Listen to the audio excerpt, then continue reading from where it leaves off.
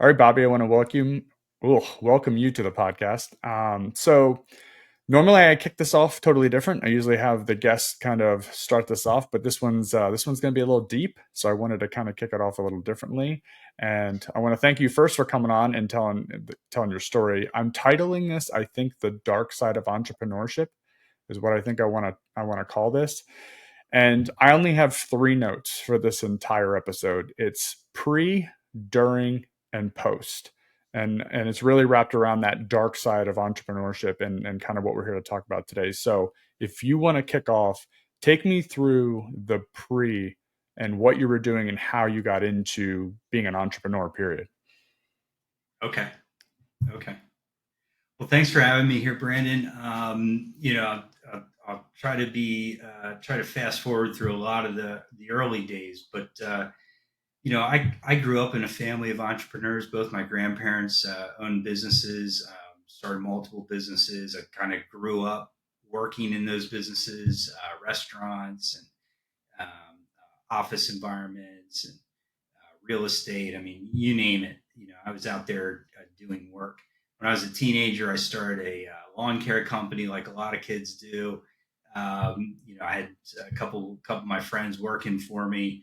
When I was 19, I started a vending machine company. I owned Mm. about 30 vending machines. Had to learn how to market and place those and fill them up, and that was like my first entrepreneurial journey. I went into sales career in my early and mid 20s. Did fairly well, and through that, met a lot of people and professionals and business people, and even had three or four joint ventures and businesses with clients and people I met. So by the time I was in my late 20s, 28, 29 years old, I had probably five or six companies that I had formed or been part of. And so I started that entrepreneurial journey fairly young. Bobby, let me ask you Right. a question with that. With Mhm. growing up in that environment, it reminds me a lot of like acting families. Like the parents are actors, the kids are around that, and they naturally fall into like that's totally normal. It seems totally normal to them because of the childhood. Was entrepreneurship or growing your own business or growing something from nothing just an was it very it had to be viewed as natural evolution of what you do as a human being. Yeah, I learned from the time I was 4, 5, 6 years old how to work with adults, how to work with Wow. customers, how to deal with money. I saw my grandfather get up every both my grandfathers get up every day at 5 o'clock in the morning and go to work and work on their business. I saw them working on weekends, particularly Saturdays. I saw my grandmother. I grew up watching my grandmother every Saturday night do the books at the kitchen table. Oh, geez, yeah. My father owned several businesses and is just ending his career after 24 years of running his own company. I have two aunts and uncles that own their own businesses. So this was natural. I was actually, education was important to my family, but being your own boss was important, and find making your own way, being creative, and also helping other people, Mm, helping your community succeed, helping people earn good livings, doing things for your employees. This was very natural. I grew up seeing this. I grew up seeing, employees coming over on holidays to my grandparents' house and having yeah. dinner. I grew up seeing these things. So it was very natural to me um, to see businesses and business owners and how businesses ran. I took it for granted, Brandon, but Oh, we all do as I was kids, right? being, I was being molded and shaped and trained really in this Yeah. since I was probably 5 years old. Yeah, that's fascinating to me because mine was completely different in the sense of like I don't see that as a natural thing. I think owning your own business is something for people who really knows the grindstone, have to work really, really hard, and like sometimes you get the breaks, sometimes you don't. And yours was like technically anything could be a business because it's relationship based. You're giving back to your community, and you were that is so fascinating to me.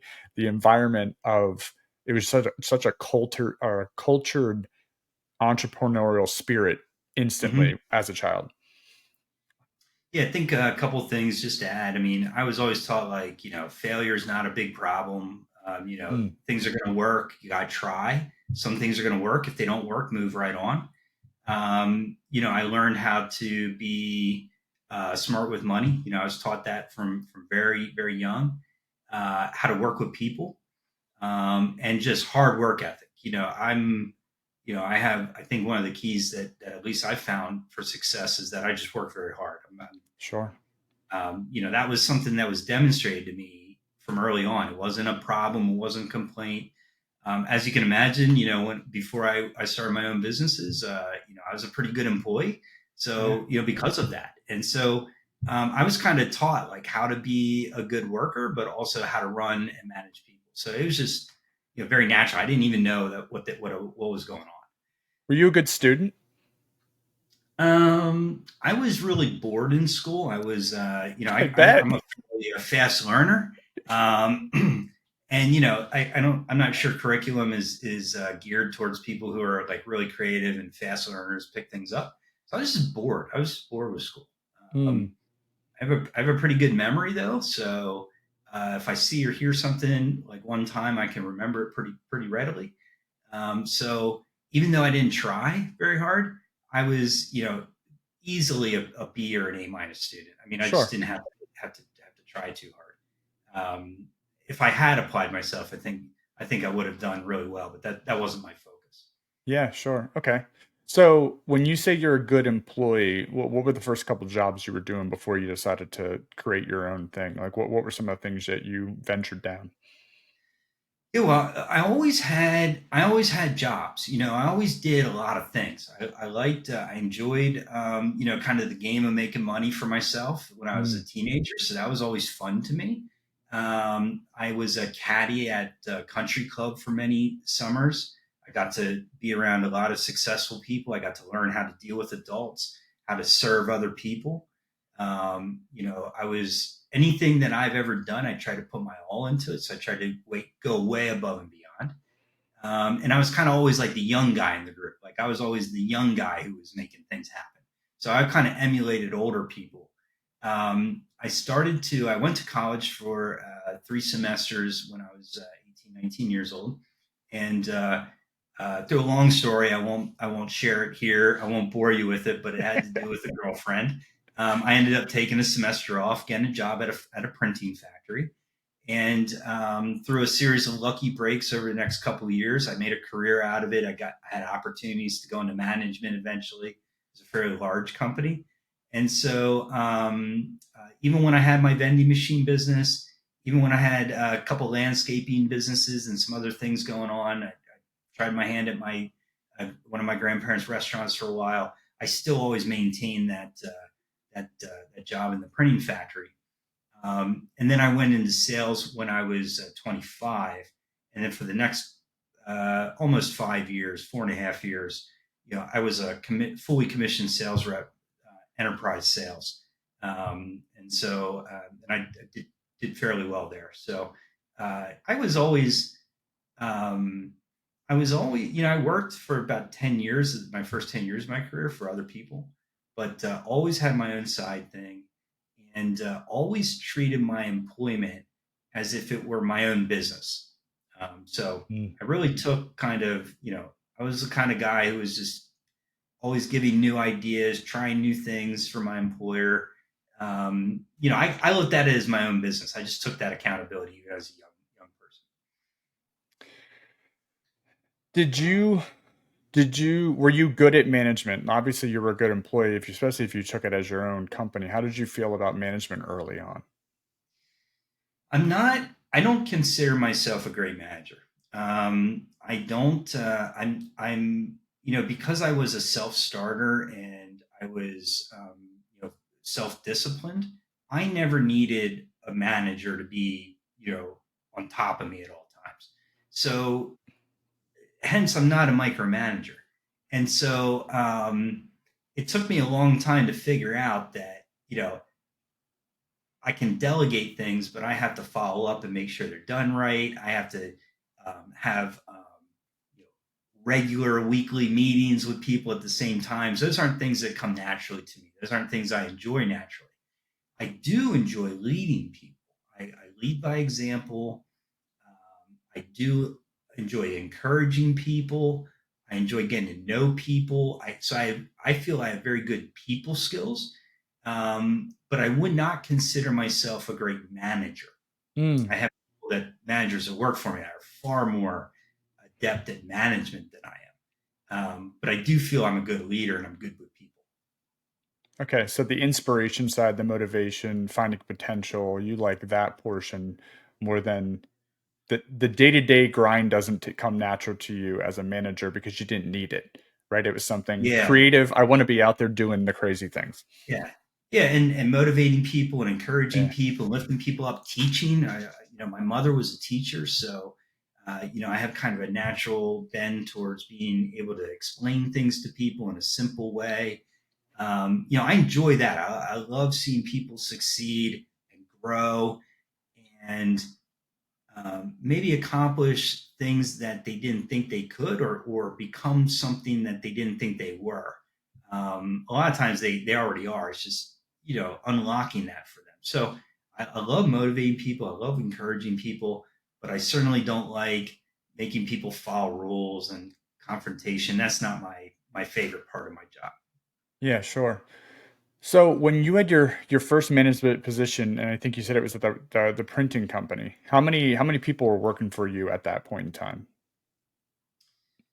So, my first role at the printing company, I ended up. So I started there incidentally as a temporary worker and Hmm, kind of moved my way up into a full time role after a couple months, and then eventually got into a journeyman program and an apprenticeship.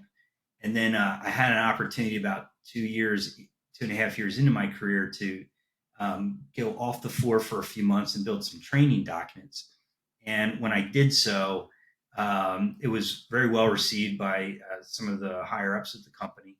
And they put me through some additional training programs, a management training program for a year and a half, Six Sigma Green Belt program that I was able to complete and accomplish, some lean manufacturing programs, things like sure. that. So I kind of learned. Eventually, I ended up back in the department that I started as a temp. There were about 800 people in that department. Wow. And I started there about 5 years prior, 5 or 6 years prior, as a temp. And I ended up running that entire department, um, about a year prior to me leaving that company. So it kind of came full circle. I had a lot of supervisors and people that, were on the floor, but yeah, I was responsible for most of the daily, work that 800 people were part of. Did you get any shit for that full circle? Oh yeah, because I was only like 25 years old, so of course, like, there were guys that were running those lines and telling me what to do, 5 years prior, and then I was coming back, and so I learned to have a bit of finesse and deliver things in a respectful way. So I tried not to. I tried to be very friendly and pretty easy to get along What was the with. best It was and worst part of that position? it got boring. It was the worst Mm, part of it was boring. It was once I picked up what I did, I kind of like made it efficient for myself. It just I don't like doing the same thing over and over again.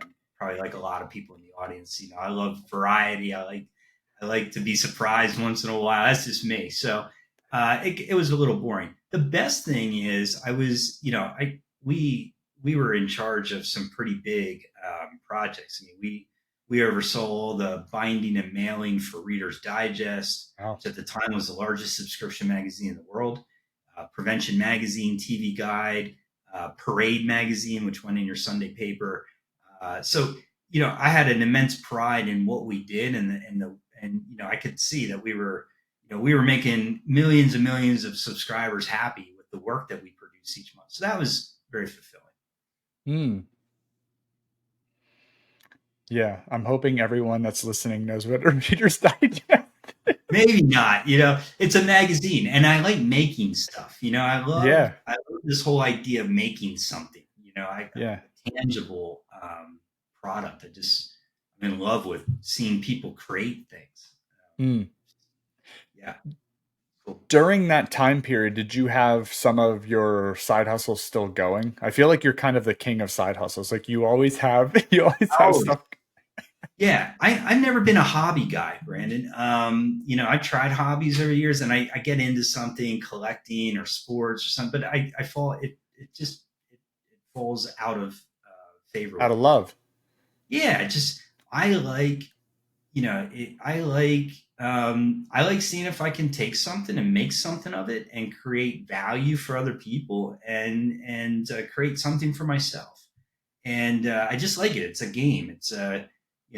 I've started up. I had. I'll tell you a little bit more about my career after the age of 30, but I've had plenty of companies since then, and always in addition to my main company. I just like the variety. Yeah. It's once you kind of figure out how to set up and run and grow a company, it's fun to try it in different industries to see if Hmm. you that's a skill set, right? Is starting up businesses. So, they all haven't been super successful. I've had some duds, but those failures, you learn so much from those that I never got too wrapped up in this. Yeah, and you even said from your childhood, like it was your parents, either watching your grandparents or your parents like fail, that was okay. And that probably aided you in saying, well, I'm just going to try this out, see what happens. Maybe something will stick, maybe something won't. And if not, I'll move on to the next thing. Yeah, they taught me actually that the only way I could fail is if I quit. Ooh. How do you feel about that? Do you still believe that?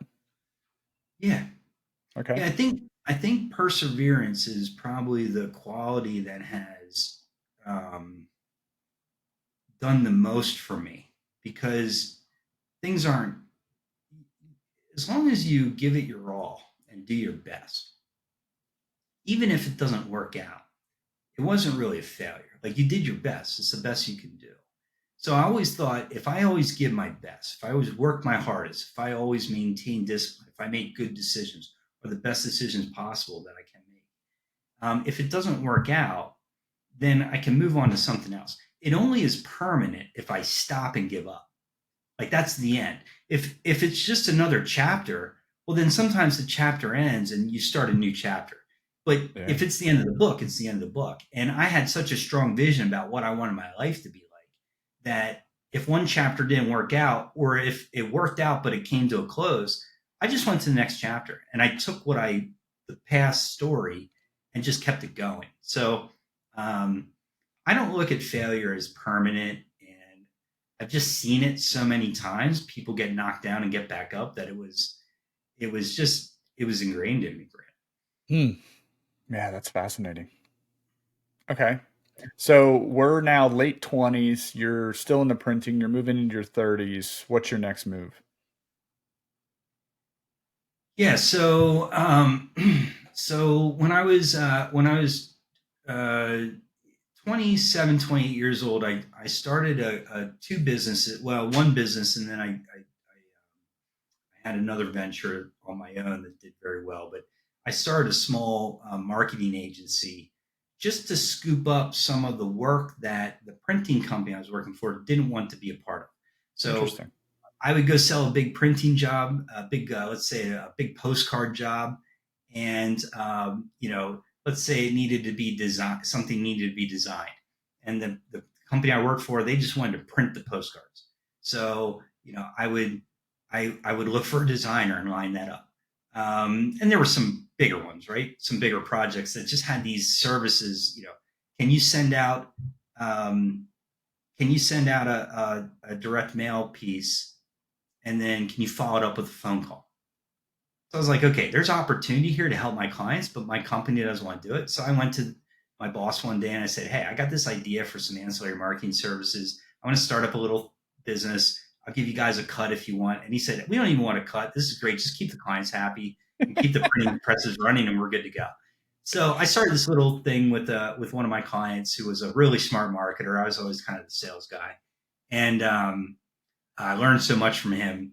But over the course of 2 years, we started an IT company, an SEO company when SEO was cutting edge, marketing firm, and then I had an opportunity to do some side projects that were fairly successful. So when I was 30, even though my career was going very well, um, I was able to kind of step back that summer before I turned 30 and go, okay, you know, I've got at this point, Brandon, I have, I'm married for a couple years.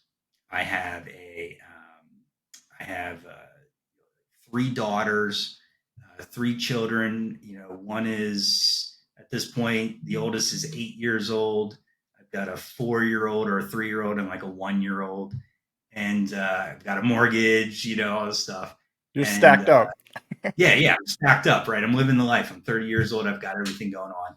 And I've got, then I decide out of nowhere to leave my really lucrative sales job that I've been doing for about 5 years and, start my own company.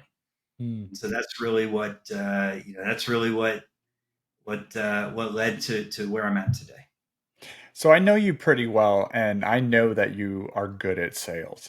What during that time period, I'm sure it was so rewarding for you on multiple levels because of you're being good at. What did you love about the sales portion of what you do now, but also during that time period? Um, Yeah, I mean, I threw myself into that career, and I was around a lot. I was lucky because when I was a rookie, I was around a lot of really great salespeople. Hmm. There were, uh, if I recall correctly, there were about 1,000 people worldwide in the sales program for the company I worked for. Wow. It was a large, major franchisor. It was a $700 million franchise company, and they had franchise, but we had a national salesperson program. And incidentally, the guys that I worked with at my location, which was the largest in the world, had I think we had 3 of the top 10 in the Jeez. world You had the as far as hitters. sales. Yeah, heavy hitters, and these were guys that were older than me, and I didn't know anything. Like I bought my first suit, when I started that job, right? I had like Yeah. 2 suits and 3 ties, right? So, um, I just learned from these guys. I had a couple really great mentors. Um, I had a great. My boss was a super guy. He sent me to Dale Carnegie training. Mm. He gave me. After that, he built a small library in his office and said, "Hey, professional development books, sales and marketing books, anything for business. Read one of these. Write up a book report. I'll give you $50." And at that time, $50 meant a lot to me. And so I started reading. I started educating myself, and I loved that game. I loved going out, figuring out a solution for someone, convincing them to give me a shot, and then making it come through and seeing them happy, see the result of those efforts, and then getting paid a portion of that for my Sure. hard work. Like I love that. That was my favorite game. It still is. I loved it. So it combined helping people and being creative and making money. And I just it was a lot of fun. I enjoyed it immensely. And so as I progressed and advanced, um, eventually I joined that top 10. And then, the last 2.5, 3 years of my career there, I was number one in the world. Wow. What makes a good salesperson? Oh man. Being a good communicator, being a good listener, um, focusing more on helping someone rather than what I could get from it from a commission, hard work, being organized, all the little details, from how you dress to how you present yourself to your etiquette to knowing your product to questioning and discovering what they need so you can fit them in the right solution. This was enterprise sales. So these were sales that were from, thousands of dollars to tens or hundreds of thousands, and in some cases, multi-million dollar, multi-year deals. So, these were very, as I grew in my career, more complex things, getting on a plane, doing things I never thought I'd do as a young person. It was exhilarating, and it gave me the opportunity to have a beautiful home and 3 children and a stay-at-home wife. And I was just very grateful for the opportunities that I was given in sales. I love that part of my Mm. career. So how did you convince the family to take all of that and completely flip it on its head and decide I want to go do something different? How'd you convince yourself, Bobby? Um, I so I believed in myself. Mm, I believed that I could do it. I had so many ideas. I walked around, even that company. I loved working for the company I worked for, but I would walk around and go, if this was my company, I would do this, or this is what I would do for clients, or this is what I would do for the employees. I also, I forgot to mention when I was at the large printing company, which is a Fortune 500 company. Um, I actually, after about 6 months after 9/11, early 2002. I actually got laid off, mm, and it was really a really like a big wake up call for me as a young person because I was doing a great job. I was saving the company money. I was adding value. I was leading a large group of people. I was definitely one of the future stars of that company. That's what they were telling me. And then like one 7 a.m. meeting on February 15th, 2002, just like, hey, we have 8 of you and we only need 6 of you. Are there any volunteers to retire? I was 24 years old. I was not ready to retire. So, it just really hit me like I was always going to be a number. Even that was the first lesson in me saying like, if I work, I thought that working for a large company was job security. ooh, And what I realized is the opposite could be true. And so from then on, I said, I'm going to stand on my own 2 feet. I'm going to make sure that I either do this on my own or I have a job that pays me for my worth. But if I don't do anything, I don't make any money and they won't get rid of me.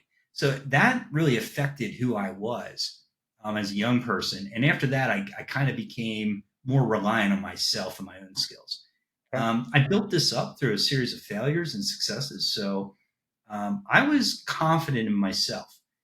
Um, as far as other people, I'm certain that there were a lot of friends and a lot of outsiders that looked at me and looked at what I was doing in my career and saw the successes that I had as a young person in my 20s and said, "You're crazy for leaving any of that and risking it. Your own business, the failure rate." I mean, that I heard that so many times, but where I didn't hear that was from my family. My Yes. wife my wife, the minute I brought it up, she said, "Do it. I believe in you." My Wow. my parents, my in-laws, they all believed in me without fail. They said, "You can do anything you put your mind to. Go do it."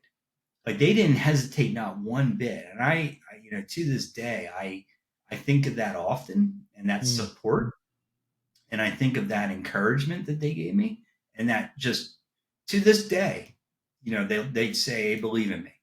Um, and so, you know, between believing in myself and then these people that loved me and cared about me that would tell me the truth, saying, "You can do this, and we'll support you. You'll do it. You'll figure it out." And then they always said, like, if it doesn't work out, you can go sell anything. You'll have Yeah, a job. fair. You will have a job. So they gave me a lot of encouragement, and then I just went and did it. And I had great mentors. I had a couple close friends that understood what I was doing, and I just surrounded myself over time with people who believed in me. I didn't really worry about the people who didn't believe in me. I knew I could do it. So, what was the name of this company that you started? So when I was 30 years old, I started a company called Synapse. Mm. And that's my company. Today, this year, I'm coming up on 17 years leading the company officially. Um, it really grew out of that, one of those companies I started a couple years prior. Yeah. Um, so 17, 18 years of doing this particular thing. But Synapse is the name I came up with on that, my first day in business. Why that name? So when I originally started Synapse, I did print management, which was like I was a print broker basically, and I did some other marketing stuff. But I basically a lot of the clients also gave me a big vote of confidence. A lot of my clients came with me. So I was basically brokering print jobs. I won't bore you with the details, but we invented some technology that helped us like place these print jobs in different printing companies and whatnot. So it was kind of cutting edge. It saved a lot of people money. But I was a bridge. I was a connection. And so I started to think about what is a connection? What is a connection? Of course, I pulled up the thesaurus and I started to look at names that were meant bridge, but were cooler than bridge. And I ran into this biology term, taking me back to 10th grade, Brandon, biology class. And it was a synapse. And the synapse is a connection. Synapse is a connection between two neurons. And that spark that occurs is actually the kind of the scientific way to see a thought turn into action. It's a chemical, electrochemical charge that runs down one neuron and sparks, and that's what takes a thought and turns it into action. And so that's a synapse. And so that's what I always thought I was. People had an idea, and I knew how to make it happen. Mm. So that's why I named it Synapse. You have an idea, ideas are cheap, execution is difficult. So I was the person who helped people execute their ideas. And so Brilliant. that's why I came up with the name Synapse. And that's still the name of my company So was it just you, or how many employees did you have in that time period early on? today. So I started my first official day at the company was on a Tuesday. Monday was Labor Day. And I was going to say, this is starting out great. yeah, right. Took Monday off. Monday was Labor Day. I show up 8 a.m. Tuesday. I actually a good friend of mine offered me a corner office in his real estate company. Said, "Why don't you come over? I've got an accountant upstairs. I got an IT guy in a faraway room. I've got some conference rooms if you have clients. Why don't you come over and you can have one of these offices?" I went 803. I'm down in the basement of this large building, grabbing an old desk and an old chair. And, I'm in this L shaped, like maybe 10 by 8 room. And that was my first day in business. And so that was Tuesday. What And at the end of Tuesday, Bobby, what was going through your head? If I you was remember. like, I think I was like, man, I'm really doing this, I'm really doing it. Like, this is my new life. Um, that Friday morning at 8 a.m., I'm sitting in that same desk. I'm in my chair. I'm probably typing away, getting my day started. And I hear this knock on my office door. And this is like a building. So you had to like go past a receptionist. And it was, I looked over and it was two women that had been my account managers at the printing company I worked for. And I Oh, greeted them. Hey, what are you guys doing here? Like my office was only like 2.5 blocks away from where my old office was. And they said, "We're here to see you." I said, "Wow, thanks. That's great." And uh, they were like, "We came to work for you." wow. And I was like, "What do you mean?" And they said, "We miss you." And we were kind of given an ultimatum, like, he's kind of starting a competing business and blah, blah, blah. So, you can't talk to him. So they were like, we quit. Wow. So I said, all right, well, okay, you can start on Monday. Get And out of so, here. yeah, so I had by my first week in business, I had 2 employees. You didn't even have to go through the recruiting process. No, and they already knew how I worked, and they were kind of my right hand and left hand at where I worked before. So, they were, I still think of them, very fondly and what they did. And then I hired at first my wife's grandfather helped me do some deliveries, and then I hired a delivery driver, and then I hired a sales rep. And by the end of that first 4 or 5 months, I think I had 4 or 5 employees. And then within a year, I had 12 or 13. We grew pretty quickly. That's a really incredible story, Bobby. One, I've never heard that, and two, it kind of tells of the impact you leave on people. You pulled like the Michael Scott. I don't know if you're an Office fan, but you went and started the Michael Scott Paper Company. I was flattered that they would do that, and I was scared as hell, man. I Sure, remember I remember their salaries, and they were of course this was over 20 years ago, but or nearly 20 years ago, and but I remember looking at those salaries and going, okay, like now I better make this work. It's not right, just me. It's not just me, and I still felt that sting from a handful of years prior of sure, that day I was let go. So I thought from the beginning, like, now I got to make this happen, not just for my family and myself, but and my clients, but I have two people and their families that are counting on me. So I better make good choices and good decisions. I better work hard because I'm responsible. And a lot of people say, you're not responsible for your employees. They can find another job. I as many times as I've heard that over the last 2 decades, Brandon, I've never been able to embrace that. I've always mm, felt a responsibility for other people. I've always felt that I was put here to lead people and to be the person who, goes in the front of the line and takes the bullet, so to speak, and the person who goes out and protects other people. So I had that mentality that was my role. That was my responsibility to make sure that they were secure. And whether that's right or wrong, that's driven me many over the sure. years. It's driven me forward, even during difficult times.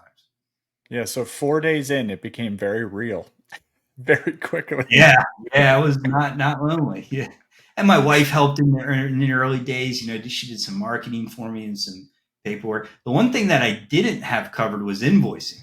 I started running low in my account, like by my second month, and I talked to a business friend of mine, and he said, well, what's your cash flow? He said, have you been sending out invoices? I don't like paperwork. Who needs that? I learned pretty quick that I need to send out invoices. Oh my gosh. Okay, so within the first 6 months, you'll say you're up to five, six, seven people, and you guys are rolling.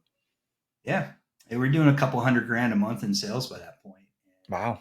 I had a lot of very loyal clients, some that I still talk to this day. People I think fondly of, clients that would call me up and say, in that first month or two, I've got a project that I was going to give to someone else. I wanted to give you. I had a client that said, just send me a bill and we'll figure out what projects to do later. I mean, I had some people that uh, when I moved into the office a couple years later that I have now, we have people donating, furniture and Wow.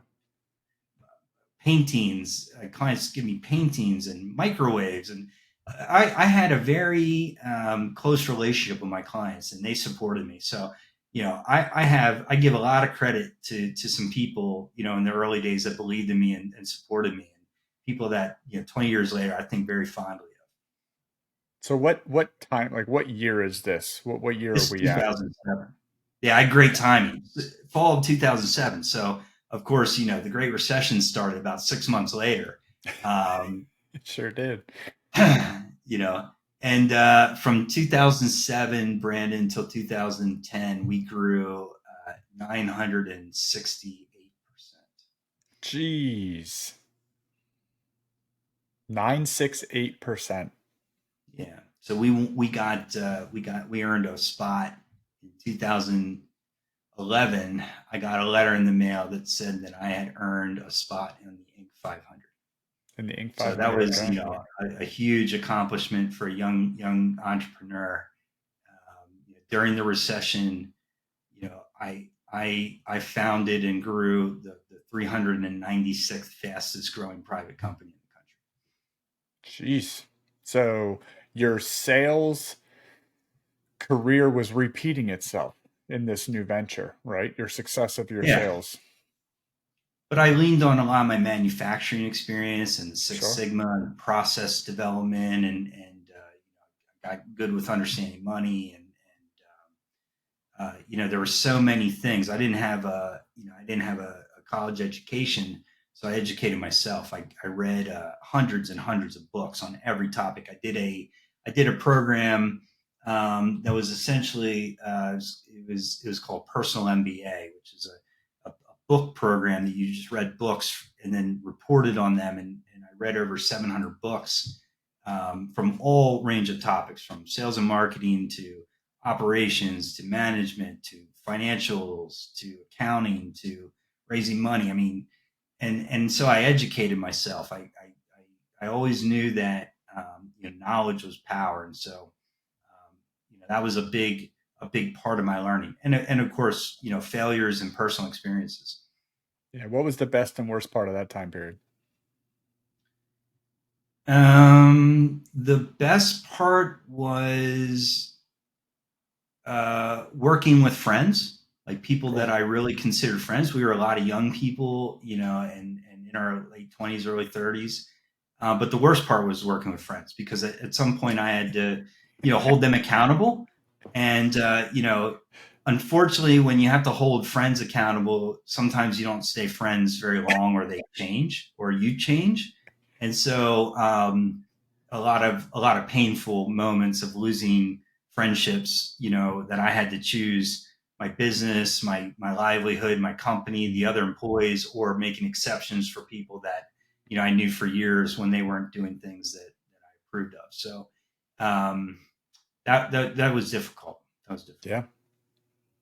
Okay. Where are we going next? Where are you taking me on this journey next? So it's 2011-ish, and you just got a pretty awesome award. Yeah, so in 2009, actually, I was a much larger company out of Chicago actually offered to acquire Hmm. Synapse. We were direct competitors. They had heard about what I was doing, and they said, "Look, why don't we buy you, and you can be our Philadelphia region office." And they put a really big offer in front of me, over $2 million. I was 32 years old, and I can remember standing over Christmas break that year and talking to my wife and saying, I don't know what to do. Like this, I just started this company. It's only 2 years old, but this is a lot of money, and what should I do? And she said, what do you want to do? I said, I don't want to sell. And she said, why? I said, well, they're going to change the name. And she said, why? Okay, it's not a great reason to give up 2 million. And I She's a said, well, smart woman. they're going to lay off all my employees, including the two that knocked on that door that Friday. Mm. And she said, well, if you sell it now, do you think you can? If you don't sell, do you think you can grow it? I said, yeah, I do. And she said, well, don't sell. So I gave her a ton of credit, like for being, somebody who really, my wife has really helped me, make me the person and the man that I am today. Mm. And her belief in me, her support has been, a huge, benefit to my entire life. So, Sure. um, yeah. So then I woke up, Brandon, like in January. I was like, okay, Bobby, like you gave up a pile of money. You better have a plan here. So On a one of my Tuesday. largest, yeah, one of my largest clients was actually getting acquired, and they were shutting down their marketing department and moving that to down south. And so I was like, I went to the creative director, and there was a creative director there, a designer, and a web developer, web designer. And I was like, hey, why don't you come and work for me? And 50% of the time, you can do some promotions for us to grow our company. Cause I just gave up a bunch of money and now I better grow this thing. She can like build our website, maybe do some marketing stuff for us. And the other 50%, if any of our clients need any design work or maybe a little bit of website work, maybe you can help them with that. And, by the time they joined the company in February, I had like 6 months of backlog built up because I was talking to my customers and I was like, these were all marketing directors and marketing VPs. And I knew that outside of buying direct mail and print and catalogs and fulfillment and things like that, they also bought digital stuff. And everything during that time was moving digital. And Sure. I didn't know anything about the web or digital. I didn't know anything, Brandon. But I was like, I can figure this out. And so I started the interactive division as a second company. So it was, I had Synapse Print Management, then I had Synapse Interactive. I did a joint venture with a client, and I started Synapse Publishing, and we published some books. Um, and so that really started the metamorphosis from just print to digital, which was kind of unusual in that world to do that. And then, by 2011, 2012, we started to get some bigger marketing engagements where I was doing branding and lead generation. And then in 2014, I started a retail business that was very successful as a side gig. But then in 2016, I started a Synapse Media division. We were buying media and placing advertising. So this morphed over a number of years to full service agency, from print Sure. brokerage to building some websites on the side to then like full blown intellectual property, 9 patents in the tech arena, all these things that I learned and studied, and had all these smart developers and people helping me. That's how we grew over time. Mm. Spinning up side businesses, bringing them in, and growing the business as one consolidated company. How stressful was that growing that portion? Yeah, high risk, high stress. Changes, changing all the time. Of course, a lot of employees. Some employees love change. A lot of people don't. Making mistakes, failing forward, getting setbacks, trying something, having big wins, having big losses. Um, it was, building the different production processes, the workflows. I mean, you can imagine when you're spinning up companies and combining them and trying to bring the service offerings together, you have all these different workflows and production streams, and there's a bit of chaos there, and it was high stress, high risk. I mortgaged my house twice. There was many times. I've always owned the company, so I never had financial backing. So it was always done on my own. I always put my own capital at risk. My home was at risk for over 15 years. I mortgaged my house. Mm. I was in my 30s with over $1 million in personal debt to fund my companies. I have a professional services business. I don't have a lot of machines. I don't have equipment. I don't need a lot of real estate. So I have no collateral. So I had to collateralize everything myself. So, very stressful. I mean, I remember one time, Brandon, I was doing a large print project, and I had about $200,000 in my business checking account. And this print project was huge. It was like $400,000 deal. I was going to make a bundle of money. But before the printer would start, they said, you got to buy the paper for this. It was a big magazine, Million magazines. They said, you have to buy the paper and send us a check up front for the paper. I said, how much is that? They said, 162 grand. And I probably had 15 employees by that point. Jeez. And I sent them a check for $162,000. I had 38 grand in my account, enough for probably one payroll. And I remember going to my team and saying, if we mess this one project up, no pressure, but if we mess this up, we're out of business. Whew. So it's things like that when you put it all on the line, I believe that the universe, when you're that confident and you're willing to risk it all for what you believe in, I believe that you gotta be smart, you gotta be diligent, you have to be hardworking, you better cross your T's and dot your I's. But I think the universe answers you back. Yeah. So, do you live in the headspace where you can really only make it if you don't have the safety net? If there's no plan B, right? There's only plan A. It's the only way to get Yeah. there. Yeah, my mentor told me a bunch of stories, like one about Napoleon, where he kind of band of like 100 warriors took on 10,000 or 1,000 warriors, whatever. But just this whole idea of like crossing the bridge and going to battle and cutting that rope, cutting that bridge, and not having a plan B. I'm not telling the story very well, but these things stayed in my mind. I always looked for people who had been there and been to where I wanted to be, and older people, and built a lot of friendships, and they gave me a lot of personal time. There was one gentleman that was very, very successful businessman, and I went over to his house every Wednesday evening after my kids went to bed for hours and played pool with him and talked about business. He taught me so much. The people that gave me and invested in me, um, and they always told me, like, if you have a safety net, if you have a plan B, you'll fail because you always play it safe. You've got to go. If you're going to do it, do it. And so I just always committed and gave 100%, and didn't have a plan B. I figured, you know, if something bad happened, I'd pick myself back up.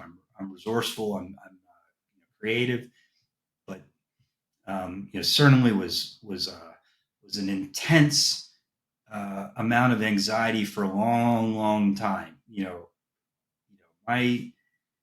I would say, Brandon, the combination at this point, by 2016, 2017, 2018, I had probably been under high stress, very high performance all the time, every minute of my day, for over 20 years.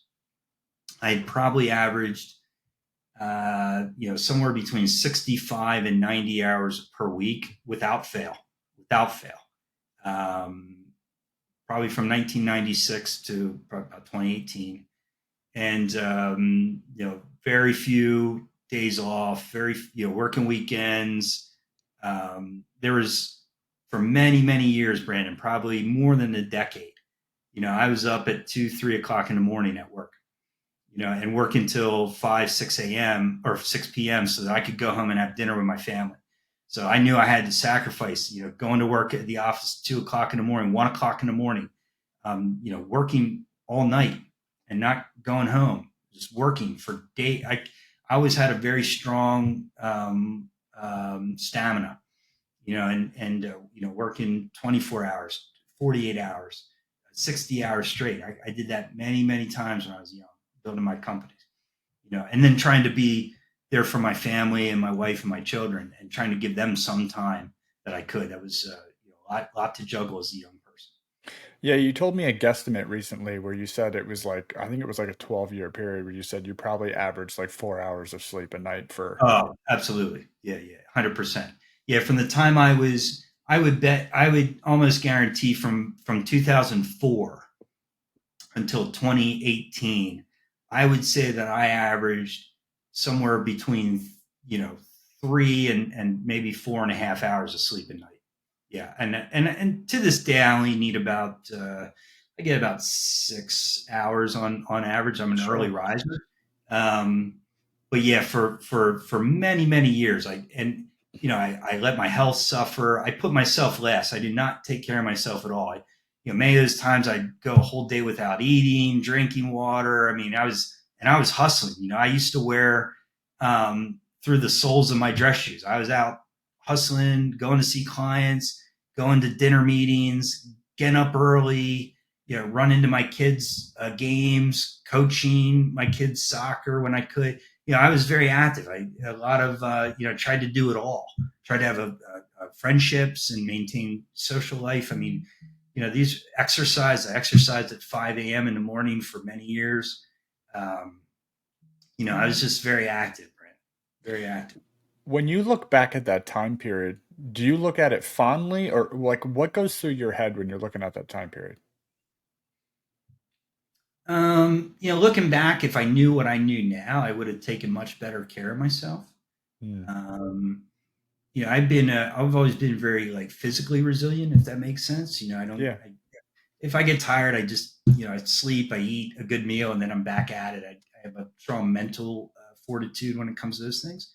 But I did not put enough stock in my mental health, I, my anxiety, of this high risk all the time. I didn't understand that that was not sustainable.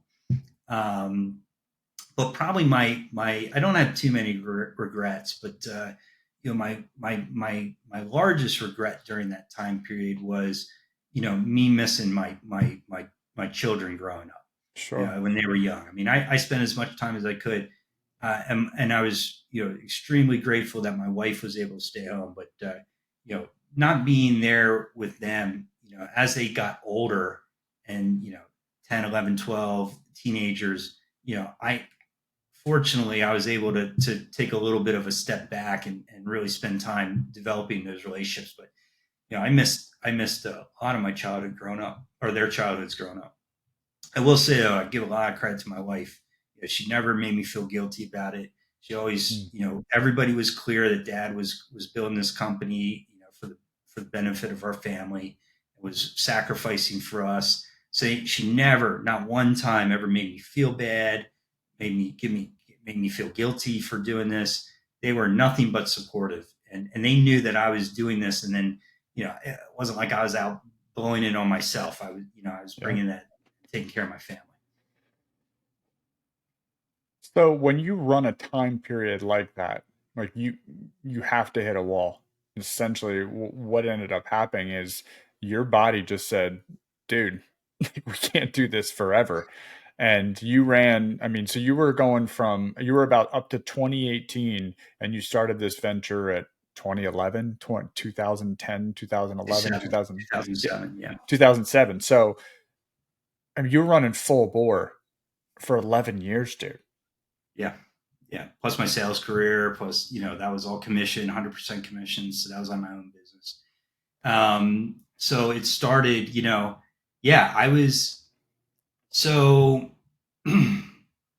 by 2018, I had, completely transformed the company to where we went basically from project work Hmm. to having large recurring retainers for clients. Sure. And I had worked for a number of years developing that strategy and that kind of that business model. And by 2017, 2018, I kind of struck gold. I got in. I built a marketing program, a lead generation program for um, some local home services businesses that just took off, and it was a great solution. It worked very well for these companies, and within a couple years, I had grown that portion of our business to from like one client to over 40, Mm. just in that one segment. And then I had over 60 clients in the other like custom marketing side of our agency. So we were doing very well. I had 36 employees by that point. Wow. We were doing millions and millions of dollars in business, and it was really exciting. But I was not taking care of myself. I was not. I was definitely working as many hours as I could. I was, my children were, my oldest daughter, my middle daughter were like early teens, middle teens, Sure. so they were going through a lot of changes, of course, a lot going on in my life, and I was just, head down and running 100 miles an hour building this business. And so in the spring of 2018, things were going really well. I was almost at the point where I was like, the recurring revenue every month that I woke up, these recurring billings were right at the cusp of paying all of the company's bills. And any project work was pure profit after that. And I kind of like arrived, Yeah, sure. all these years of sacrifice and work. And I felt like, finally, like I'm all this has paid off. Like I can finally breathe. Um, and that lasted for about 60 days. And so that year in 2018, in May, um, within 10 days, I got notice from my two largest clients. They represented about 50% of Mm. our business. both within 10 days, both of them got acquired by larger companies. And both of them said, thanks for everything that you did to grow our business. You know, these were multiple $100 million deals. Um, just want to let you know, we don't know what the new company is going to do. They have their own marketing departments, they have their own vendors. Just a heads up, Bobby, this is, you know, probably going to be our, you know, probably won't extend our contract past this year, maybe even past this summer. Oof. Um, so I went from, you know, finally achieving through all this perseverance and hard work, finally achieving a huge goal and maybe finally some security for myself, my company, my employees, my family, to like 60 days of enjoying this, finding out that, you know, almost $3 million worth of business was going to go away within, you know, a handful of months. How'd that feel? Um, you know, at first it didn't hit me. You know, I thought I had runway, but after a few weeks, it started to really hit me like what was happening. And this was after I met with some of the new companies and tried to build relationships, but it was apparent that this was I always I always look at this in my life, Brandon, as I feel like I was trying to catch a falling knife. Wow. You know, like a butcher knife that fell off the table. I always envisioned this, and it was like I was trying to catch it, and I caught it, but it would cut me. Yeah. And I got I didn't recognize it at the time, but I started having these sort of recurring thoughts that I couldn't get out of my mind of failure. Like, Mm. you're gonna lose, you just lost, you know, you haven't lost it yet, but you're going to. You're going to lose all this income. You're going to lose all these clients. You have all these employees. Mm. You know, what about 36 families? And even though it wasn't anything within my power or control, I really started to beat myself up about this. I didn't see it coming, or that I didn't. It didn't make any sense. But I was taking so much responsibility for it, and as the hours and the days and the weeks kept going of thinking like this, it created this just super amount of anxiety that I can't even explain. It's just these recurring thoughts that I just could not get out of my head of failure. Mm. So this was May and June of 2018. Is that the first time that's happened like that? I was always good at, even when I was stressed or had anxiety, I was always good at kind of quelling it, or Yeah. like you know, it never lasted for a day. I'm one of those people that, you know, I go to bed thinking something and I get up and I'm kind of better. I have a fairly positive attitude. I try to. There's been times, of course, where you're stressed, but you know, they were always situational. They were always Sure. like, I could always put them aside and go, yeah, but this is Saturday. I don't have to think about that. But this was different. This was just a constant state of anxiety, of heightened elevated blood pressure, elevated pulse, you know, not eating, just this recurring, um, you know, just vision of failure, and it was like a snowball, Brad. Mm. The Mm. worry, It's almost like a blanket you can't get off you. yeah, it was like a this like a thick fog, like a, Yeah. you know, you can kind of see and make out shapes, but you couldn't see ahead. I couldn't see a solution. Which is your forte. It's what you always could see. Yeah. Hmm. So how long did that last? So this was, would you say this was summertime? This was spring. This started around April of 2018, and then it continued, you know, through May and then into June. Of course, in our business, the summertime slows down a little bit. Sure. So, like a lot of businesses. So, you know, it was exasperated by these thoughts of like, oh man, even though I had been through this for like over a decade and a half, it was like, oh no, now all my other clients are going away. So it Yeah. got to be, I started to see these patterns of failure that were just, I was looking for them. Sure. I was looking for them. So as I started to look for them, I found them. And um, I was also having um, some challenges in my personal life too. Of course, as you can imagine, I wasn't present. Yeah. So I wasn't able to be the husband that my wife deserved. I wasn't able to be the father that my children deserved. And it wasn't just all that. It was, one daughter was 14 or 15. My other daughter was 13. They were going through changes. Stressful time. Yeah. Um, yeah, you have. It's not just. You're never in a vacuum. There's you're expected to be dad. You're expected to be a husband. You're expected to run a company. You've got to be a leader. You have to make sure that your people are taken care of, that they have jobs, their families are okay. The banks are getting paid, the bills are getting paid, your clients are being served. Um, and it became this sort of like hurricane of stress and worry and what ifs. And it started to unravel my life. We went that July 4th weekend was like, we got to get dad out of here. Dad Yeah. needs a break, right? So we went to Shenandoah National Park. We camped out, got out in the nature.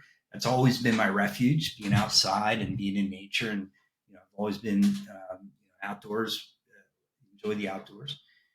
But I couldn't shake it, Brandon. Yeah. Couldn't shake it. Hmm. So July is when Friday, July 13th, 2018 was when it all came crashing down. Hmm. So your family knew something was going on. They could sense it, which is why they said we got to do something for July 4th. Everyone knew you were in a fog. You knew you were in a fog, but this is the first time you couldn't fight your way out of it like you normally could. Yeah, I couldn't stop the worrying. I couldn't stop the heightened state of anxiety, the worry. And it wasn't even, looking back, it wasn't even what was occurring at that time. Everything was fine. If you looked on paper and you said, hey, what was wrong? It was the fear of what was going to happen that was so scary. It was the boogeyman under the bed when you're a kid, Brandon. It's those red eyes in the closet that's in your imagination, Sure. but that was real. It felt like it was happening. It wasn't, but if my mind was, your mind is very powerful, and it can Hmm. create your world around you. Whatever you think about it, you become. And I had these unrelenting, recurring thoughts of failure and my demise and embarrassment and leaving all these people down that believed in me, leaving my employees down, hurting them and their families, you know, going bankrupt, losing my home, being home. I mean, I had this so worked out in my mind, played forward that it was, nothing on paper was wrong. In fact, we were having some of our biggest sales months ever. But in my mind, I was heading towards perpetual ruin, homelessness, my children being without food. I mean, I couldn't. It was this snowball of negative thoughts that I could not handle, and I didn't talk to anybody. I tried to power through it. It's always worked, and it got worse and worse and worse. How'd you get out of it?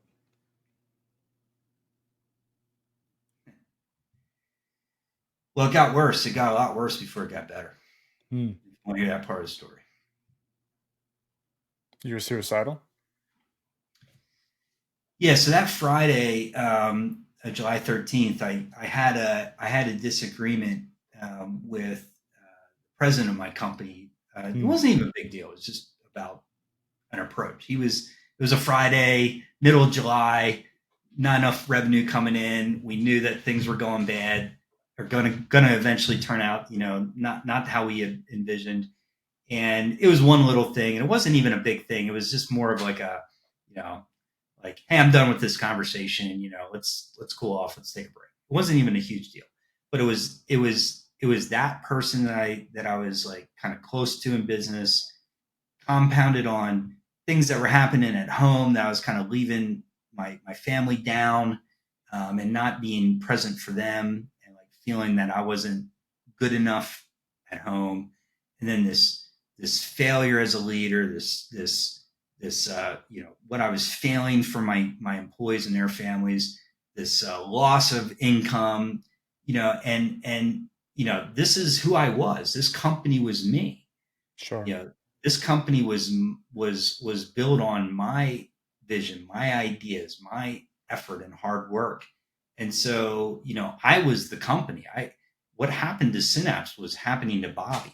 If Synapse was doing well, Brandon, Bobby was doing well.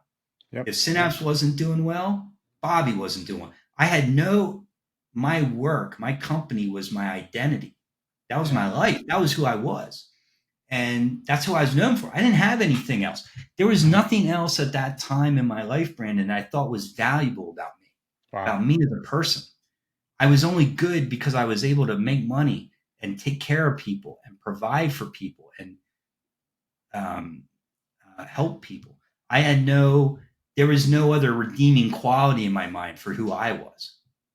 So, of course, you can imagine when everything's going bad, especially my business, how that made me feel about who I was. Yeah, sure. So, I took a break that Friday afternoon. I rarely leave work early. I'm usually the last one here, and I ducked out at like 3 o'clock, and I I went home, and I was gonna try to, like, my wife's my best friend. Let me talk to my wife and try to get some support. I'm having a rough time. I'm worried. I'm scared with all these things. Right. She wasn't home. Of course, 3 o'clock on a Friday afternoon. She's probably doing in July, probably at the She wasn't pool. expecting you home, right? No, no, nobody's expecting me home. And it was just I had this. I was really it was a very unusual state of mind. Just very manic almost. Hmm. If I had to describe the way that I was behaving, or the thoughts. Got in my car, started to drive, and got on the highway, drove, ended up at a bar about 45 minutes away, which I never used alcohol in my life to solve my problems. It's just something I never did, fortunately. And I spent the majority of the rest of the day with my phone off Hmm. and drinking. And I closed the bar down at 2 o'clock in the morning, and um, ended up, uh, you know, against my better judgment, trying to drive, Sure. and quickly found out that I was in no condition to do that. So I pulled over in a parking lot and I slept. My phone was off. Nobody knew where I was. Now, incidentally, when I didn't come home from work that day, my wife started calling me, and going to voicemail, calling my friends, calling employees, my managers. Nobody could find me, and they knew what state I was in. So, that became worrisome as I didn't, come home at 8 o'clock and 10 o'clock. When I woke up, which was about 6 o'clock on Saturday morning, you know, not only was I hungover, and not only did I still have the problems from the day before, but now I was ashamed. Now Yeah. I made all these people that love me worry, and that really started a spiral of like just this self-loathing. So I got in my car and I went to McDonald's and I grabbed a cup of coffee and I sat there, and that was the first time in my life, Brandon, that I thought, you know, I I feel like killing myself. Hmm. And I looked up, it was 8 o'clock in the morning. I looked on my phone and I looked up the suicide hotline, and I thought, nah, I'm making this up. I'm being dramatic. I'm fine. I'm fine. I'm, I'm thinking crazy thoughts. You're just being dramatic, Bobby. Like, snap out of it, right?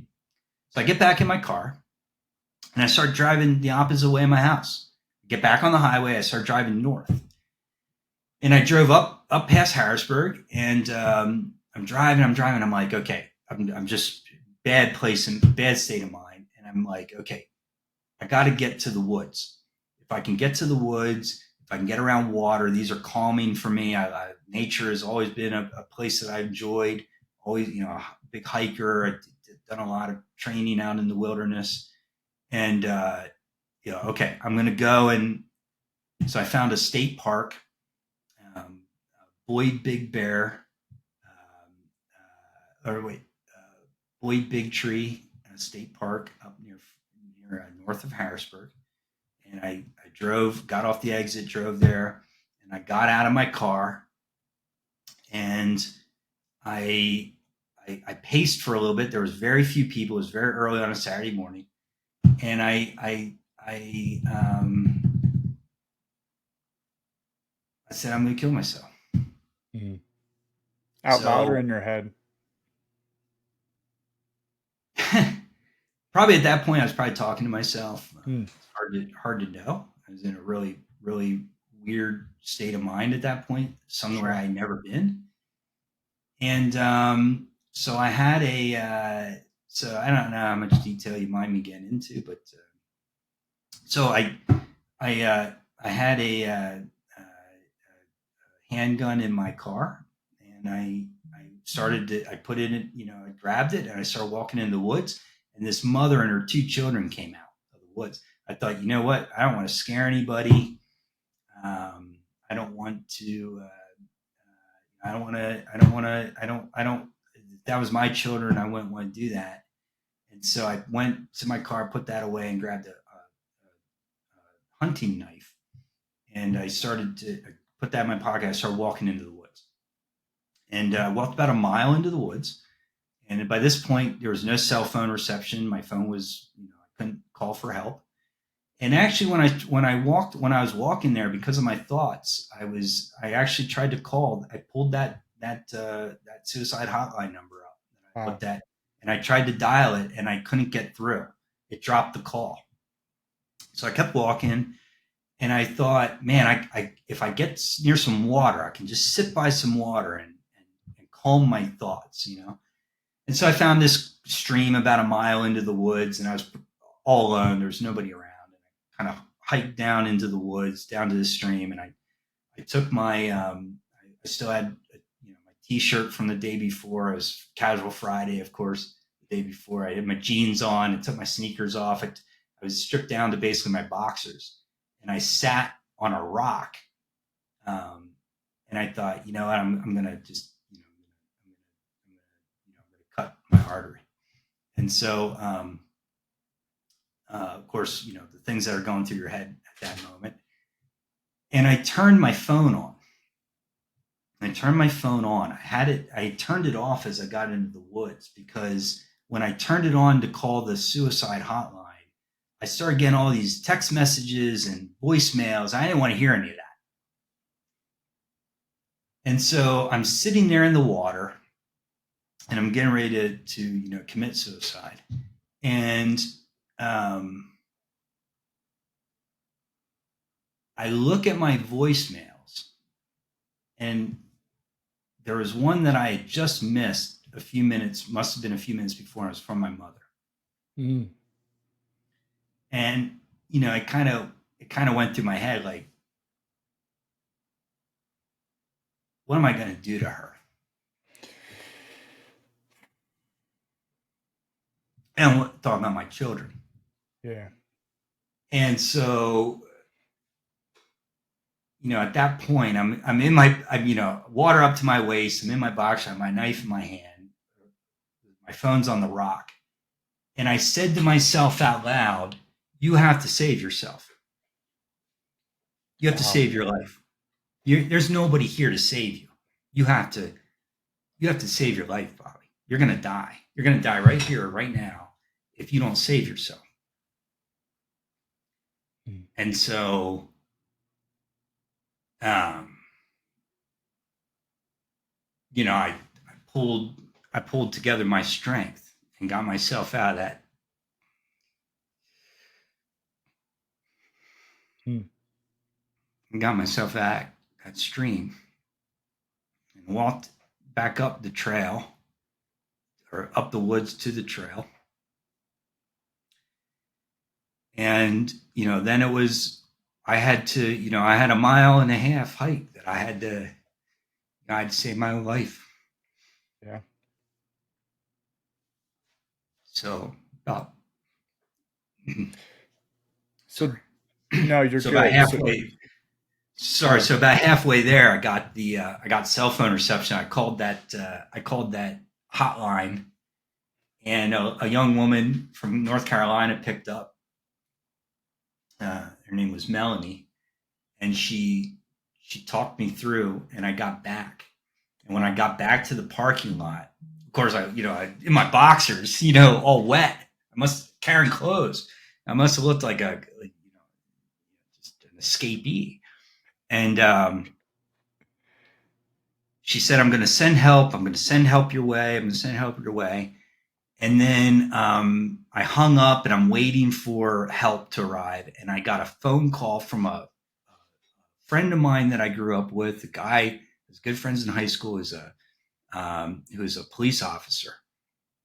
And he said, "Bobby, your wife's been looking for you." But he was a very good friend of mine.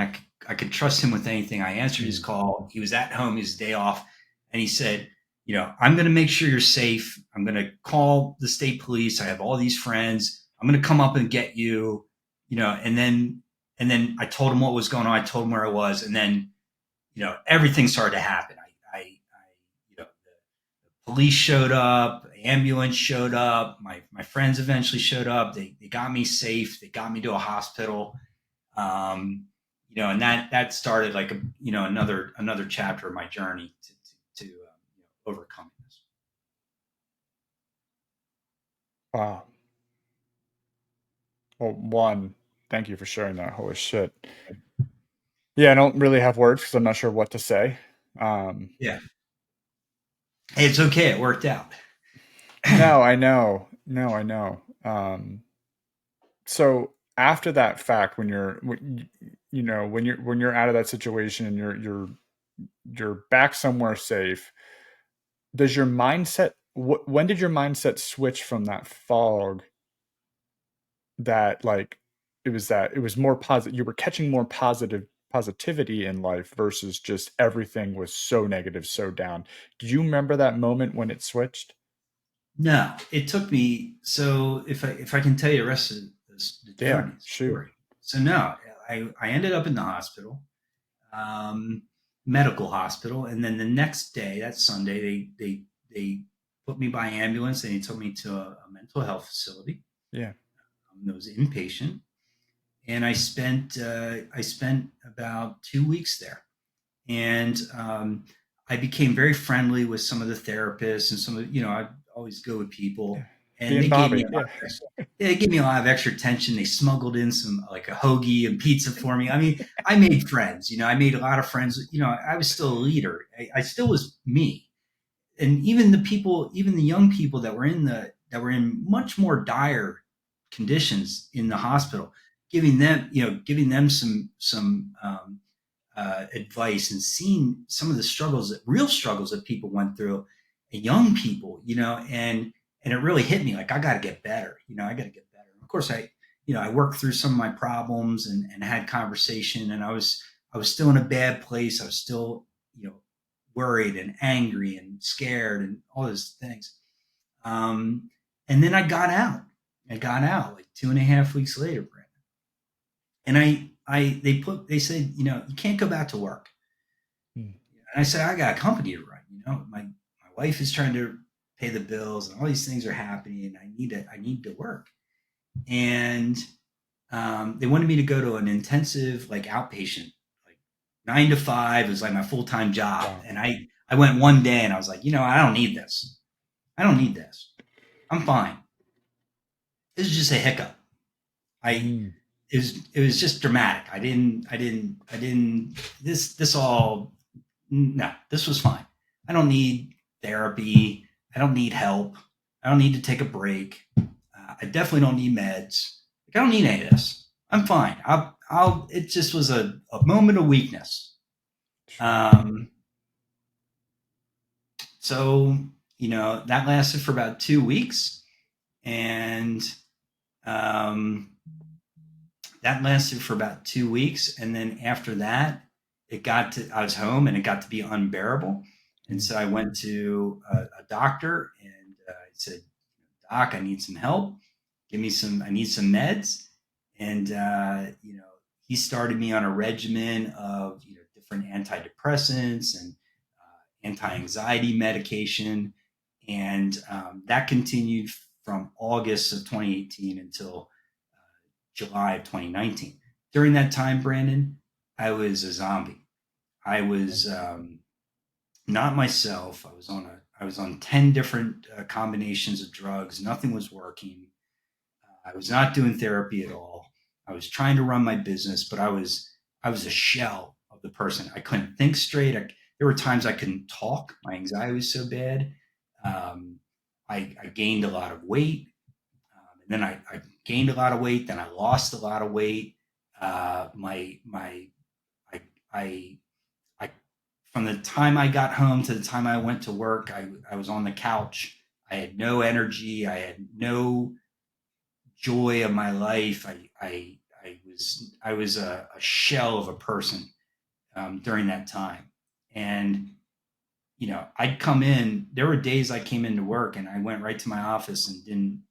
I came in at right at 8, and I left right at 5, and I didn't talk to anybody. Wow. Um, every day that I drove to work and every day I drove home, I would hope that an 18 wheeler would just cross the Mm. yellow line. Um, I didn't actively pursue suicide again, but I wished it. I had no hope. I had Wow. no hope. I had no hope for my future. This is where I was going to be forever. This is now who I was. That that guy who was likable and successful and driven and talented and funny and outgoing. That guy was gone. I left him in the woods. Wow.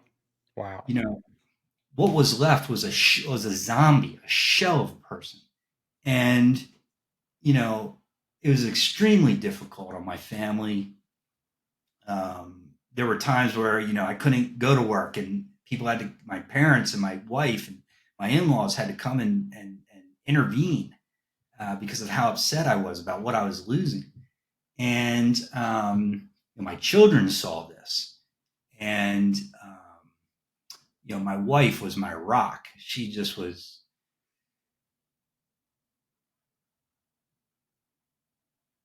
her Just kept it all her together. support and encouragement was just unending.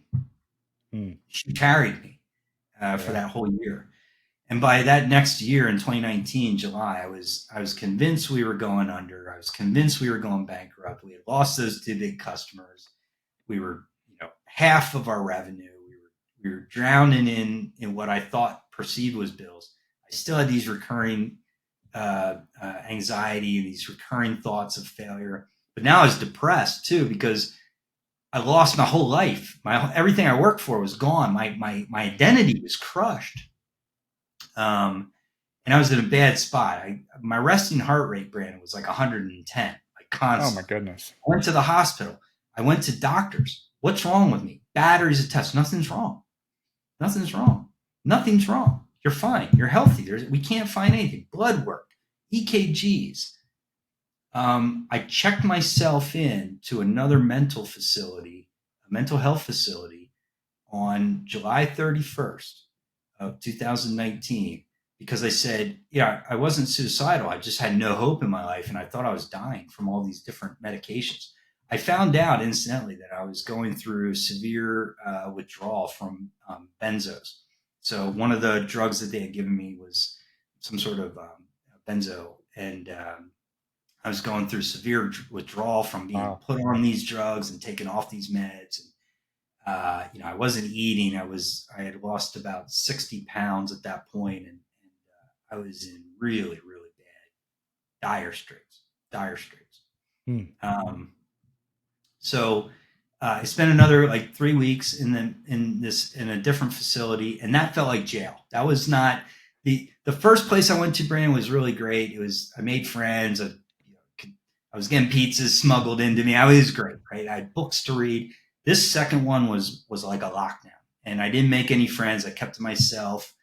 They put me on some high medications to try to calm me and to get me kind of level set. I slept a lot. I kept to myself. It was a very long 3 weeks. Missed my birthday. Missed all kinds of things for my family in that August.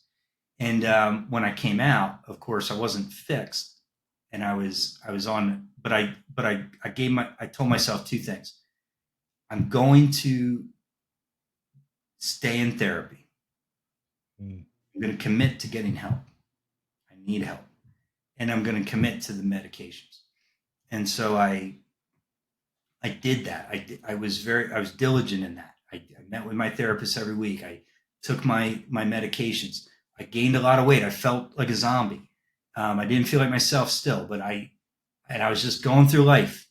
But I was actively working to do something to fix myself.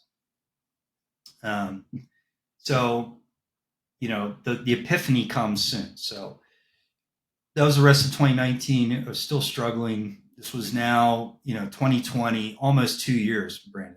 Wow. And when I went through this, yeah, yeah, pretty constant state of depression, anxiety, and suicidal ideations for pretty much 2 years.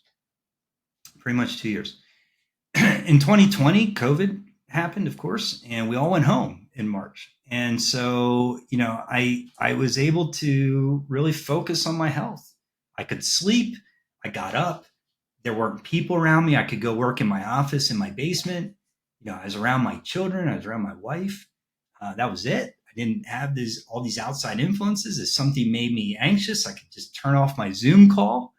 I started to get out. I got out in the fresh air. I got out in the sun. I started to exercise. I was feeling bad about myself. I gained all this weight from these meds. I was sluggish. I was sleeping 12, 13 hours a night because of this. And I started to walk. I started to get out. I forced myself.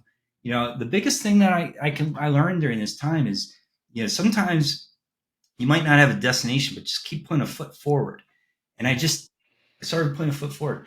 And on Easter Sunday of 2020, I was walking the dogs. I was in my neighborhood. I live in a beautiful neighborhood. It has all kinds of walking trails and woods around it and really cool stuff.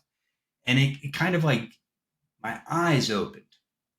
I looked around. I looked at this beautiful life that I had. It was like a fog. It was like that fog almost 2 years exactly. Almost 2 years, Brandon. It's like on that Sunday morning, I never forget. I knew exactly in my mind where I was at. I can see the sun. I can feel the wind. And it was like, whoosh, it all went away. Jeez. And it was gratitude. Wow. Oh, shit. Yeah, it was it came washing over me. Like, Yeah. it might not be everything you want, but you've got a beautiful life. Instead of focusing on all these things you don't have or these things that are happening to you, like, you're missing this beautiful life, this the joy of being able to own your own company, which is a dream for many. The joy of owning your own home, beautiful home that you raise your children in. They only knew one home growing up. These beautiful children that you have, they're intelligent and bright and kind and funny and caring. This awesome, amazing wife, this family that loves you, these friends that love you, these nice things that you have. And, this gratitude just came over me. And I got this feeling like, I'm going to beat this thing. Wow. And then I made it my full-time job to beat it. And so then it was just this constant, I read, I exercised, and I I read about nutrition and diet and the link between gut health and your brain. I Everything that I did when I was trying to build my business and learn and read and educate myself, I took that same approach when it came to getting healthy. To you, yeah. And now this was a very private thing. Over that 2 year period, there were many times that I opened up about my struggles and my anxiety and this depression. And I'll tell you what, Brandon, I opened up to friends, to family members, to colleagues, to coworkers, to employees, to clients, to people I respected. I'll tell you, Brandon, I bet you out of every 10 people that I opened up and told, because I'm a fairly transparent person about my life, I bet you I bet you one or two of those people out of 10 were supportive and understanding, empathetic. I would say the majority of them either said, hey, you're not, you're Bob, you're not like that. You're fine. Or they stopped talking to me completely. Wow. And so I really found out, like, you really find out through a struggle, like how many friends and people that love you really love you, right? Like I lost family members. I lost very good friends that brushed me off, colleagues that I'd known for years and years and years, clients that I opened up to that I felt comfortable enough in private to talk to about this same thing I'm talking to you about.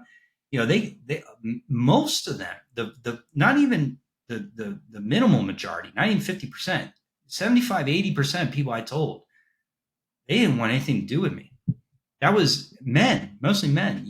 That's a weakness, or we don't want to talk about mental health, or you know what? Everybody has worries, Bob.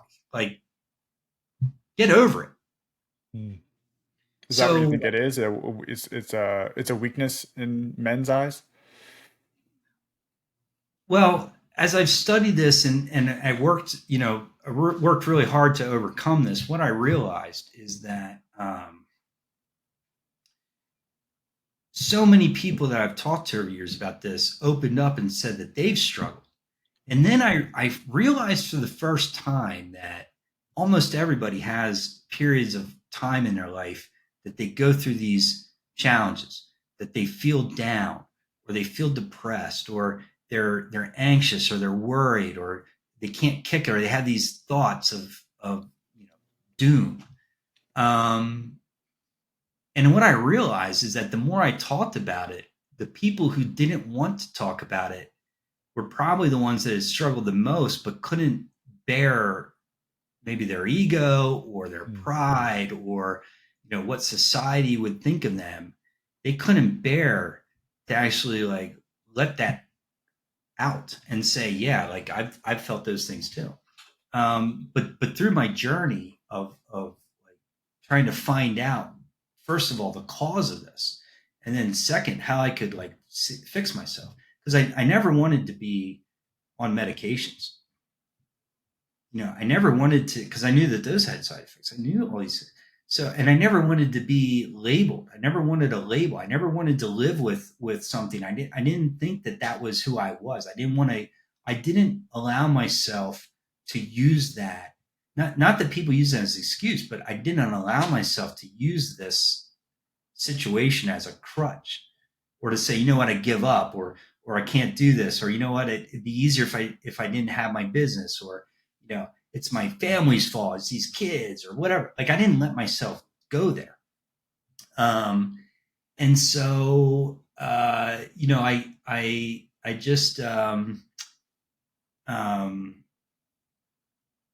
I kept talking about it, and I Hmm. kept studying, and I kept understanding my body and mental health and what I had to do, get rest and sleep and take care of myself and be around people I love. And then I started to really decouple my company from who I was. That was just my Hmm. job now.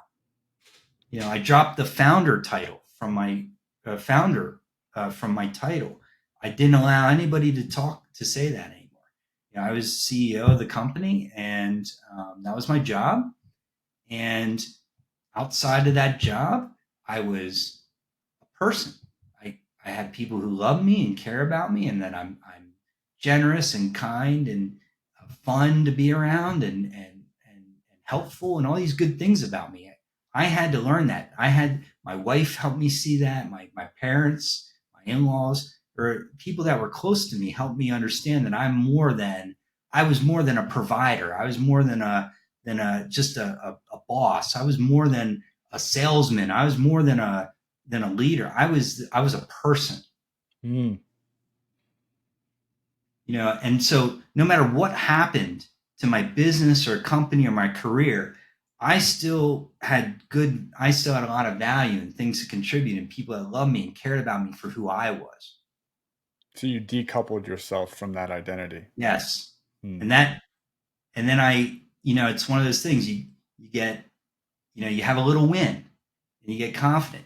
And then my wife, I'll never forget where it really broke. I had a couple, like two or three, like really heavy, like physical epiphanies that when I felt this kind of wall break down. One was that walk on Easter 2020.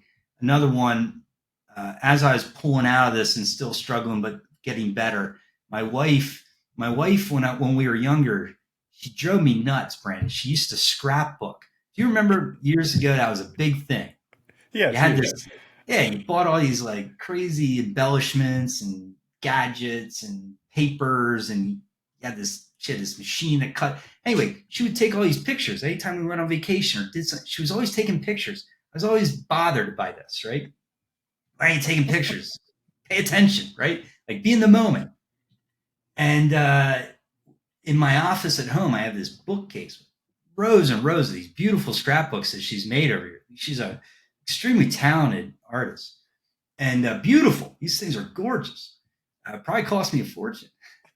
And she pulled one out, and it was from my when I was a salesman and sales rep, and all the accolades, the national awards, and me being on these stages with awards and famous people and these newspaper clippings and magazine articles and all these things that I accomplished in my career. And she started to show me, this is who you are. You've always been like this. I've known you for over 20 years. You've always been this kind of person. You've always been special. You've always been helpful. You've always been this. And that these things are what built me up. They gave me confidence. They helped me shed those shackles. Mm. And it was a process. I spent many hours, Brandon, in deep critical thought on how did this occur? What led to this? What were the signs? How would I prevent this again? How am I going to know if it happens? I did very deep work on myself. Who I was, I became much more empathetic. I became much calmer as a person. I mean, I think these things changed my brain, my body. Not to sound deep or weird. No, you're good. This changed who I was. I was much calmer today. I'm much more measured. I don't have the big ups and downs. Um, I'm much more empathetic with people, much more, willing to listen and learn. I'm, just everybody that knows me, that knew me from then, there's good things about me then. There's good things about me now, but I'm a very, very different person, very different person. Mm. And I was able to, in 2021, my therapist was like, Bob, you don't need me anymore. You've done the hard work. Um, you know, Call me if you ever need me, but we're done. I thought that was like a slap in the face at first. I was like, oh, I was sad. This is my person. But then I realized that I did, this was what she set out to do. And then I weaned myself off of medications and I started a more healthy diet and exercise and getting rest and spending time being more balanced in my life. And Sure. so, I was able to overcome this over a period of a couple of years. Holy shit, dude. Yeah. Thanks for letting me share all that. No, that's there's so much there. I'm not even sure what to ask because it's one of those things where it's strange for me because I don't it's something where you don't know what's appropriate and what's not in this situation, especially talking about this stuff. I think this may be the first time I think I've ever really had a deep conversation around this exact subject. Um, Looking at your balance now, and this is also close to me as well because I watched what Al had to go through, and I didn't live that time period when he was probably working those hours, that you were talking about. I just saw that Yeah. the aftermath of what causes that for an extended period of time. So, yeah, man, I'm so glad you got to a point where, and actually I met you in the midst of kind of you coming out of the back end of this, and I Yeah. obviously didn't know anything about this. So, um, looking back now, moving forward, what are some keys on keeping that balance? Like, how do you keep yourself in check? Especially when things get hot and heavy.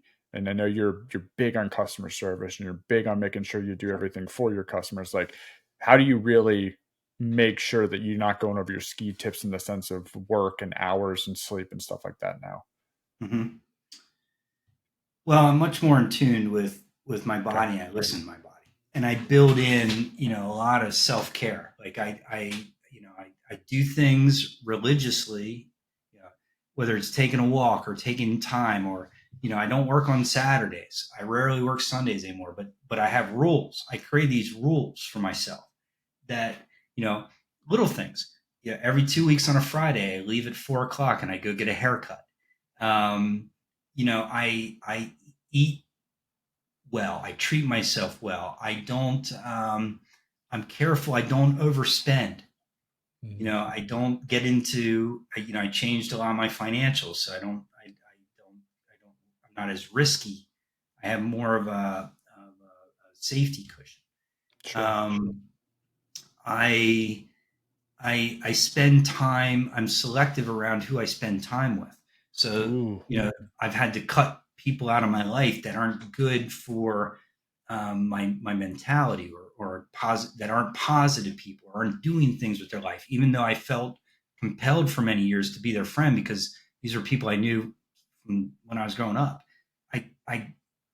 I've been much more protective of my environment. I read books. I read many books about this stuff. I've tried everything from working out to yoga to meditation to, you know, all these different things as I've healed. Um, but the biggest thing is anytime I feel anxious, anytime I get worried, anytime I get these thoughts, um, I think there's two things that happen. Number one, I I speak openly about it. So I'll go to my wife and I'll say, hey, I'm feeling stressed today. I need to talk. So I'm definitely more open with her. Hmm. But the main thing is that when I start feeling like that, I think about all the great things in my life, and I think no matter whether I lose this client, whether this person quits, whether lose money this month, my family will always be there. My kids and my wife will always love me. I'll always have people, my friends and my family will always be there. They'll always love me, and I'll always have them. And I'm grateful for the things that I have and the things that I've done, and the experiences, good and bad. And when you have that, when you think about those things, I think you're really being present. Rather than, I kind of learned that depression was like all the things that I wish I would have done differently in the past. And anxiety is kind of all the things that you're fearful of the future. Yeah, that's where I think both those things come from in a way. Mm, that's deep. So, grounding yourself and thinking about the here and now and what you have, and it's hard to think about all those things when you're thinking about all these great things that you have now, the people that love you, and enjoying those small moments. Just being present and being now and going, you know what? No matter what, like, I'm glad I went through this tough time because I know that anything that's thrown at me, I can handle. And so I'm not going to worry about it. I'm going to do my best. I'm going to work hard. I'm going to be me. I'm going to help other people. I'm going to share my story. I'm going to lend a helping hand immediately if I see someone struggling. I'm going to be grateful for the people in my life. I don't need a big circle of friends and family, but I want to be there for those people. I think about those things, and all those good things pale in, my troubles are pale in comparison. And so, I think it's that and positive mental attitude, and just saying, you know what, like, as long as I don't quit, I'll never fail. Mm. Yeah, dude. The reason I love doing these things is because out of every single one of them, I get so many eureka moments. For just this is why I love having conversations with people, because people are so fascinating.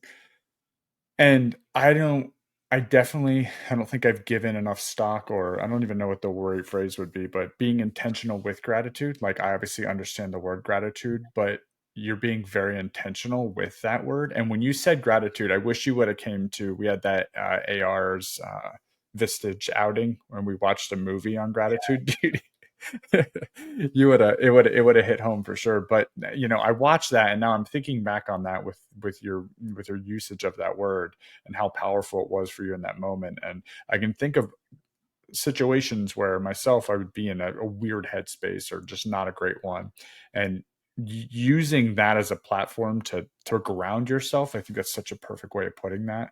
Yeah, I'm not intentional enough with that word, and that's going to completely change moving forward. Yeah, that's an aha moment. Dude, that was one. I don't even know what to say, but thank you for sharing that. That was incredible. Um, Incredibly deep, everything that goes with that. And one, yeah, I don't know what words to use, but really going to use gratitude moving forward. I think that just changes the game for me. I don't think I knew how to be intentional with that word. And I think that Mhm. really changes my thought process and focus with that word. And hopefully it also rings loud for some other people. But um I always ask you this at the end. Do you want to? So I know you through Synapse. Obviously, I know you through Vistage. We've used you for quite a while now. You did all of our rebranding at SWF, and it's been such a great experience. I love working with your people. I love working with you, obviously. And is there anything you want to tell about Synapse and where you're currently at, for everybody to know, kind of what you guys are doing now and all the great things you are doing? Yeah, of course. Well, first, it's been a real pleasure being here, and I really appreciate the opportunity to tell my story. Leading up to this, I was worried about, am I going to share these kind of very personal feelings and stories? Are people going to judge me? This is obviously going to be out in the public for the first time telling this at this scale. And, is this going to affect things? But, I decided to do this for a couple of reasons. You know, I'm fortunate enough today to lead a fairly large team of people, and have influence over them and to help them, and to be a mentor and a leader for them, especially a lot of young people. And you know, I I'm very vocal and very I'm immediate to pull somebody aside and say, hey, you look like you're struggling, or talk to me. What can I do to help you? Or you want somebody to talk to, or and share my story or share bits of my story so that they can relate and say, look, try this, or let's see if we can help you figure this out. So I'm much more in tune with how people, especially guys, young guys, how they deal with some of this anxiety. Today's Mm. society is, it's between social media and all this information that's out there. It's easy to compare yourself.